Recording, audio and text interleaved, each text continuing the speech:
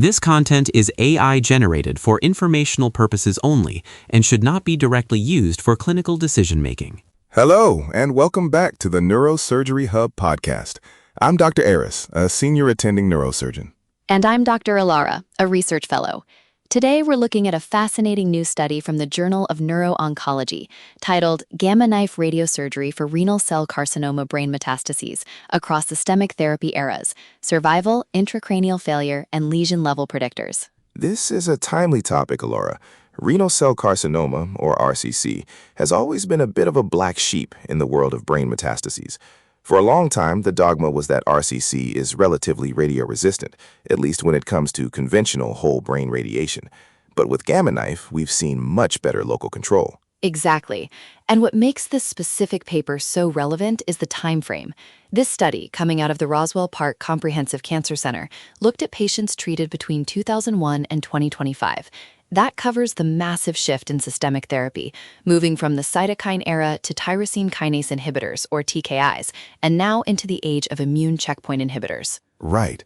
It's no longer just about the radiation. It's about how the radiation plays with these newer systemic agents.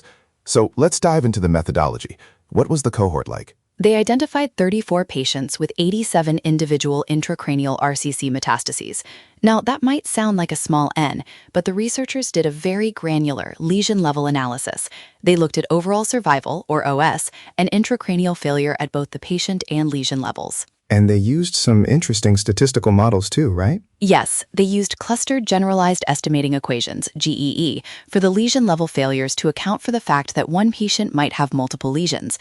They also utilized an epsilon-stabilized log-volume ratio to assess the 6-month volumetric response on MRI. That's a sophisticated way to look at how these tumors shrink or grow after Gamma Knife. Before we get into the lesion-level data, let's talk about the big picture, the patients.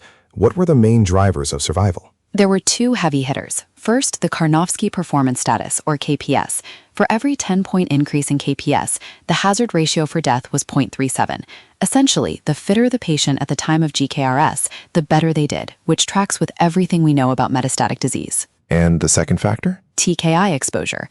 In their parsimonious adjusted Cox model, TKI exposure was associated with significantly improved overall survival, with an adjusted hazard ratio of 0.191. That's a massive survival benefit. It really highlights how the systemic landscape has changed the prognosis of what used to be a very grim diagnosis.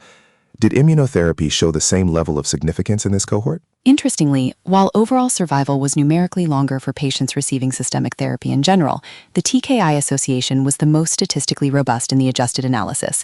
They didn't find a significant difference in intracranial treatment failure based on systemic therapy exposure, though. The failure rates inside the head seemed more related to the lesions themselves rather than whether the patient was on a TKI or an ICI. That's an important distinction for the residents listening. The systemic therapy keeps the patient alive longer by controlling the extracranial disease, but the local control in the brain still relies heavily on our radiosurgical technique. Speaking of local control, the paper had some striking findings regarding postoperative cavities. They really did. This was one of the most clinically actionable parts of the study. Out of the 87 lesions, 15 failed locally.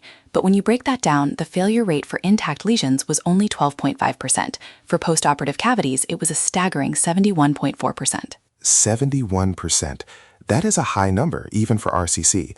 Why do you think the cavities fared so much worse? The authors point out that postoperative cavity targets are a distinct radiosurgical substrate. They are often larger, they have irregular shapes, and they are dynamically changing during the weeks following surgery. After you resect an RCC metastasis, which, as we know, are often quite hemorrhagic, and leave a complex bed, targeting that rim with high-dose radiation is much more challenging than hitting a nice, spherical, intact metastasis. Even after clustered adjustment, the odds ratio for failure in a cavity was 9.92. That tells me we need to be much more aggressive with our margins or our follow-up schedules when we're dealing with a post-op RCC patient. Absolutely. And that leads us to the imaging markers. The study looked at Dmax, the maximum dose, and whether it correlated with the 6-month volumetric response. And? It didn't. The Spearman correlation was nearly zero. Dmax wasn't a predictor of how much the tumor would shrink by month 6. However, the actual volumetric trajectory at 6 months was highly predictive of long-term success. They found that a poorer 6-month volumetric response was associated with subsequent lesion failure, with a clustered odds ratio of 2.84. This is what they called a pragmatic imaging marker. If I'm a resident in the clinic looking at a 6-month follow-up MRI for an RCC patient, I shouldn't just say, well, it hasn't grown yet, so we're fine. I need to look at the volume ratio. If it's not trending down significantly, that lesion is at high risk for future failure. Exactly. The paper suggests using this for risk-adapted surveillance. If that 6-month trajectory is sluggish or positive, maybe you don't wait another 3 months for the next scan.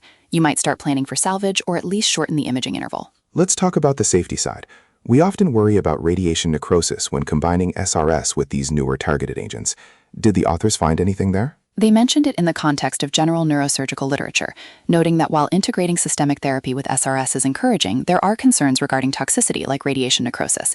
In this specific cohort, however, the primary focus was on failure and survival. Because the patient-level intracranial failure didn't differ significantly by systemic exposure, it suggests that adding TKIs doesn't necessarily make the radiation less effective, but it also doesn't seem to replace the need for high-quality local GKRS. It's a delicate balance. You want the patient to live long enough to actually benefit from the local control, but you don't want the local treatment to fail because they lived long enough for a marginal recurrence to grow. Right. And since RCC brain metastases are reported in only about 4 to 11% of RCC cases, these patients really do represent a clinically distinct subset with unique challenges. The fact that the incidence of RCC is rising worldwide makes this data even more vital. So if we're summarizing this for a neurosurgery resident heading into a Gamma Knife plan tomorrow morning for a renal cell patient, what are the key takeaways? First, check the systemic therapy status.